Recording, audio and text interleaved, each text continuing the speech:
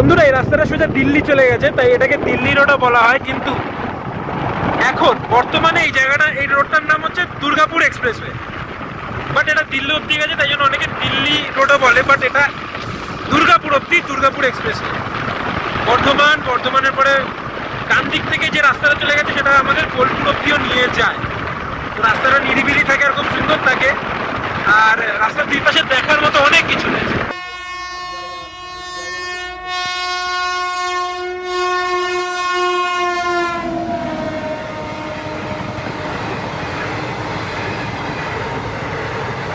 বালিয়া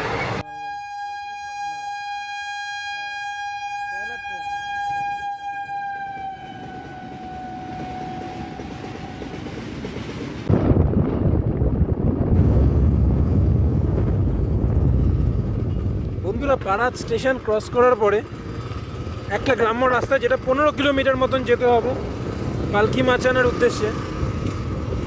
আর এখন বাজে 4:30। তোমরা দেখতে পাচ্ছ কিনা জানি না। আমি ধীরে ধীরে এগিয়ে চললাম ভালকি মাচানের উদ্দেশ্যে। তখন প্রাকৃতিক সৌন্দর্য একটা অন্য রূপ ধারণ করলো, যদিও বিকেল হয়ে আসছিল। আর বিকেলবেলায় যে গোল্ডেন আওয়ারটা থাকে, তখন একটা সৌন্দর্য অন্যরকম থাকে। দুই দিকে শুধু ধান ক্ষেত, তার মাঝে মাঝে একটা দুটো বাড়িঘর দেখা যাচ্ছে। আর বাড়িঘরগুলো অনবদ্য ছিল, দোতলা মাটির বাড়ি, চারিদিক দিয়ে মাটির দেয়াল দিয়ে ঘেরা, এবং মাটির দেয়ালে বিভিন্ন নকশা কাটা। তারপরে যেতে যেতে কখনো চোখে পড়লো যে মাঠের মাঝখানে একটা দুটো তাল গাছ এক পায়ে দাঁড়িয়ে, সব গাছ ছাড়িয়ে। Take the next left onto Bungalow Road, then your destination will be on the right. মাঝখান থেকে এইদিকে হবে। চলো এদিকে গিয়ে দেখা যাক।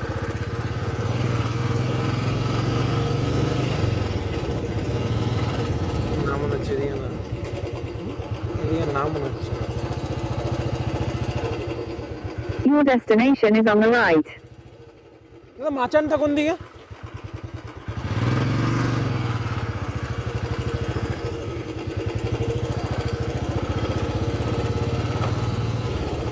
কর্দমাক্ত রাস্তা, জঙ্গলের মধ্যে দিয়ে এরকম একটা রাস্তা চলে গেছে। বাট আমি জানি না এখানে বুলেট নিয়ে যাওয়াটা কতটা সেফ, বাট তাও চলে এলাম।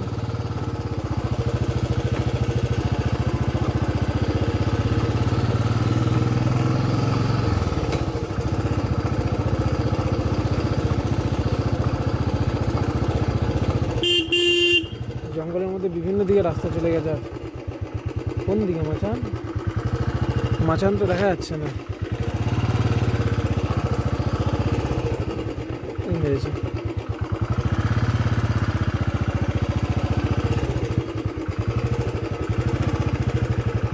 জঙ্গলের মধ্যে তো ঘুরেই বেড়াচ্ছি।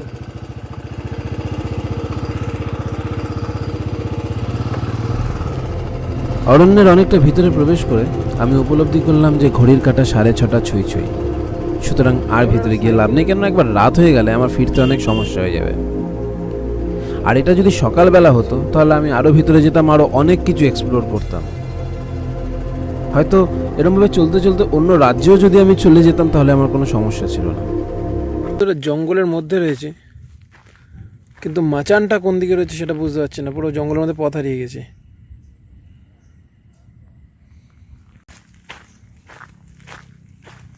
কারণ রাত্রি হতে যায়, রাতের বেলায় জঙ্গলের মধ্যে থাকাটা ইটস নট সেফ।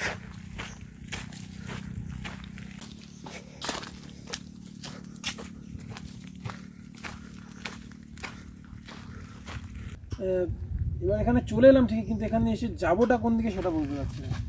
জঙ্গলের মধ্যে রয়েছি। আর তোমাদের একটা জিনিস দেখো, এইদিকে আসো। এই যে জিনিসটা দেখছো, এটা হচ্ছে উইয়ের ঢিপি। এটা তো আবার আমি ভাবছি রাস্তায় উঠবো।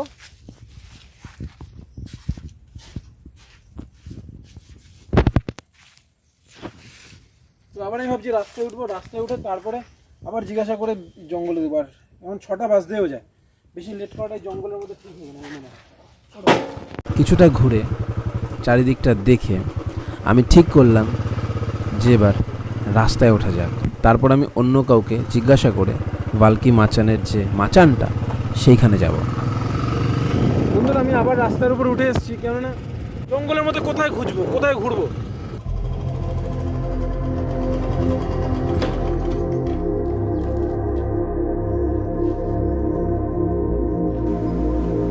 চারিদিকে জঙ্গল, মাঝখানে একটা পিচের রাস্তা, সেই পিচের রাস্তার পাশেই রয়েছে মাচান।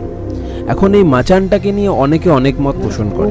কারো কারো মতে জমিদার সামন্তরা ভাল্লুক শিকারের জন্য এই মাচানটাকে নির্মাণ করেছিলেন, আবার কারো কারো মতে এই মাচানটা গাণিতিক কোনো মাপঝোপের জন্য নির্মাণ করা হয়েছিল। তবে যাই হোক, আমার কাছে সবসময় এই গল্পগুলোর প্রাধান্য পায় যেই গল্প থেকে আমি অ্যাডভেঞ্চার পাই। আমি ভূতে বিশ্বাস করি, কেননা ভূতের গল্প আমাকে রোমাঞ্চ দেয়।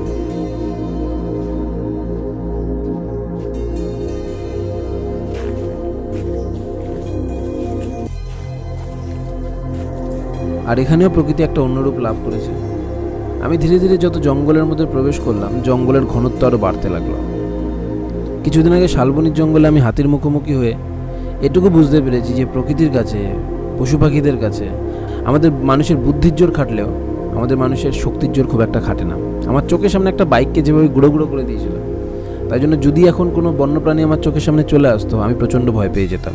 আর তাছাড়াও এখন 7টা বাজতে যায়, জঙ্গলের আলো অনেকটাই কমে এসেছে, তাই ঠিক করলাম আর বেশি ভিতরে গিয়ে লাভ নেই। তবে হ্যাঁ, এই জায়গাগুলি এত সুন্দর যে এখানে বারবার আসা যায়, আর শীতকালে তো অবশ্যই আসবো।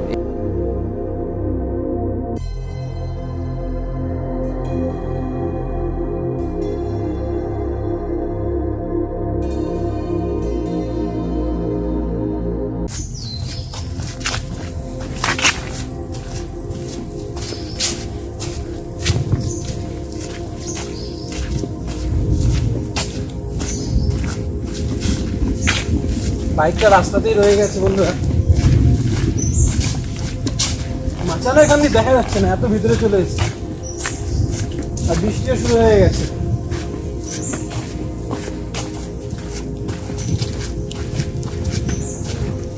ওইদিকে জঙ্গলটা এত সুন্দর লাগছে, পুরো বলো।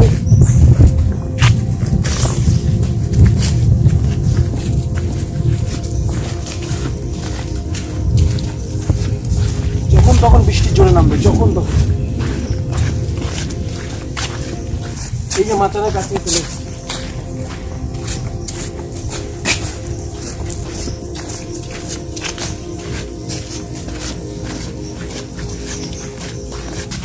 আর পুরো জঙ্গল জুড়ে এই কাটা কাটা গাছগুলো ভরা।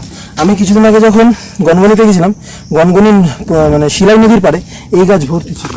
আর হ্যাঁ, বলে রাখা ভালো, এইখানের মাটিও কিন্তু লাল, এটাও ল্যাটেরাইট মৃত্তিকা। সুতরাং এই যে বেলটা আছে, এটা সম্পূর্ণ লাল মাটি। এই জায়গার সবচেয়ে নিকটবর্তী এয়ারপোর্ট হচ্ছে কলকাতা এয়ারপোর্ট, এছাড়া আশেপাশে কোনো এয়ারপোর্ট নেই। আর যদি এখানে ট্রেনে করে আসতে চাও, তাহলে হাওড়া আসানসোল সেকশনের ট্রেনে উঠতে হবে, তারপর মানকর স্টেশনে নামতে হবে, এবং মানকর স্টেশন থেকে বা গুসকরা স্টেশন থেকে টোটো রিক্সা এগুলোকে নিয়ে তোমরা ভালকি মাচানে আসতে পারো। আর যদি রোড বাই গাড়ি নিয়ে বা বাইক নিয়ে যেতে হয়, তাহলে তোমরা NH2 ধরে যাবে দুর্গাপুরের দিকে, গালসিতে আসবে। গালসি নামে একটা জায়গাতে ডান দিকে একটা রাস্তা চলে গেছে, সেই রাস্তাটা চলে গেছে মানকরের দিকে। সেই মানকরের রাস্তা ধরে তোমরা ভালকি মাচানে গিয়ে পৌঁছাবে। গনগনি, ভালকি মাচানের দুটো জায়গায় আমাকে খুবভাবে ইমপ্রেস করেছে। আর শীতকালে এই জায়গাগুলোকে আমি আবার ভিজিট করব। আর আমি তোমাদেরও রিকোয়েস্ট করব, তোমরা এখানে আসো, এসে ঘুরে যাও। খুবই সুন্দর জায়গা, নতুন মানে কাছাকাছি এত সুন্দর জঙ্গল, একটা ভালো এক্সপিরিয়েন্স হবে তোমাদের। তো এই ভিডিওটা যদি তোমাদের ভালো লেগে থাকে, অবশ্যই লাইক করো, শেয়ার করো, আর যারা নতুন তারা প্লিজ সাবস্ক্রাইব করো। এখন আবার আমার 150 কিলোমিটার গাড়ি চালিয়ে যেতে হবে, মানে আজকে টোটাল আমি 300 কিলোমিটার জার্নি করতে চলেছি। তো সবাই খুব ভালো থাকবে, কিপ লাভিং, কিপ সাপোর্ট।